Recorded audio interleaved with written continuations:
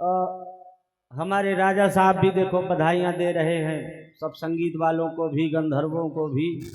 यहाँ रख दो। हाँ, जैसे ही महाराज दासियों ने सूचना दी महाराज दशरथ को, तो कहते हैं परमानंदपुर मन राजा, और चलो बुलाओ बजाओ बाजा। महाराज ने आदेश दे दिया, उनके हृदय में तो ब्रह्मानंद आ गया, इसलिए बधाई बजने लगे। गुरुदेव के पास में सूचना पहुंचाई गई कि आकर के नंदी मुख श्राद्ध करा दें और बालकों का नामकरण करा दें, जात कर्म संस्कार करा दें। तो वशिष्ठ जी ने आकर के क्रमशः नाम रख दिए।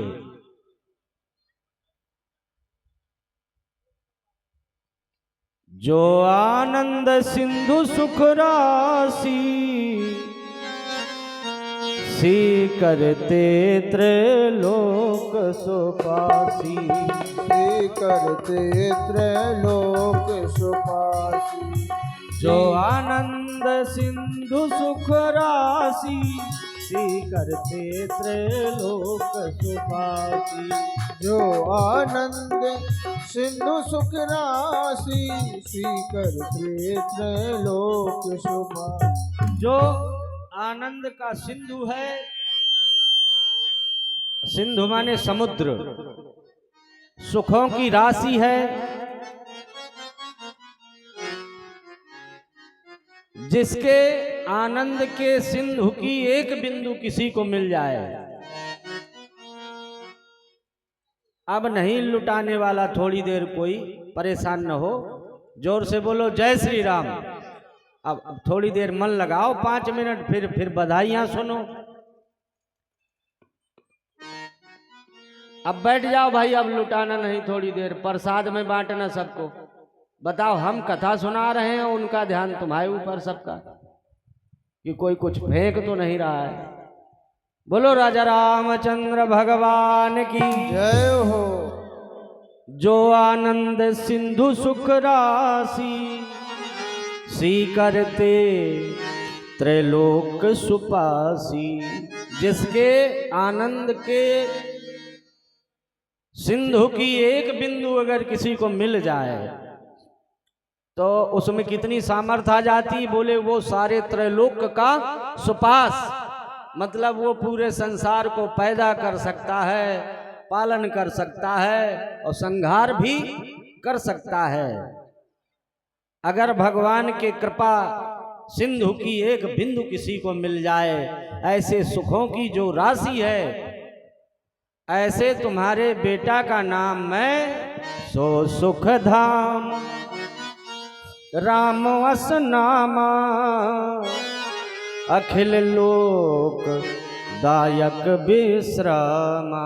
ऐसे मानो जैसे पूरे नभमंडल में कोई एक विश्राम कर रहा है। ऐसा जो तुम्हारा पुत्र है, जो स्वयं सब सुखों का धाम है, ऐसे बेटे का नाम जो कौशल्या नंदन है, उनका नाम मैं राम जैसा रखता हूँ। बोलो राम जी सरकार की जय हो। विश्व भरण पोषण कर जोई, ताकर नाम भरत अस होई। जो सारे संसार का भरण पोषण करने की सामर्थ्य रखता है, ऐसी क्षमता किसमें है? ऐसी क्षमता है भगवान विष्णु में। तो ऐसा जो तुम्हारा बेटा है, उस पुत्र का नाम जो कैकेयी नंदन है, उनका नाम मैं भरत जैसा रखता हूं। बोलो भरत लाल जी महाराज की जय हो। जाके सुमरन तेरी पुनासा, नाम शत्रुघ्न वेद प्रकाशा।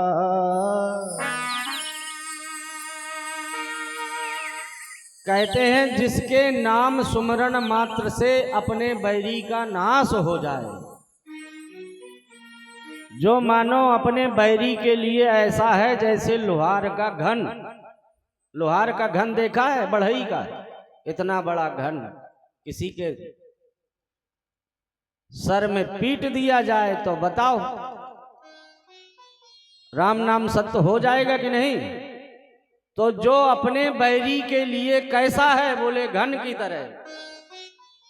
ऐसा जो तुम्हारा बेटा है उसका नाम, जो सुमित्रा नंदन है, उनका जो छोटा बेटा है, बड़ा नहीं छोटा, उनका नाम मैं शत्रुघ्न जैसा रखता हूं। अब आप लोग विचार करो, बड़े का नाम रख दिया, मंझले का नाम रख दिया, छोटे का नाम रख दिया, और वो संझले वाले को क्यों छोड़ दिया? अब क्रम चला था ऊपर से तो बीच में छोड़ना नहीं था, लेकिन छोड़ दिया कि ना छोड़ दिया? सुमित्रा के जो बड़े बेटा हैं उनका नाम तो धरा नहीं, और सुमित्रा के जो छोटे वाले बेटा हैं उनका नाम पहले धर दिया। किसी ने पूछा ऐसा क्यों किया महाराज? बोले ऐसा इसलिए किया कि जो सबका आधार होता है वो सबसे नीचे रहता है। तो बोले आपके कहने का मतलब? बोले मतलब ये है कि धरती को कौन संभाले है? धरती को संभाले है शेष।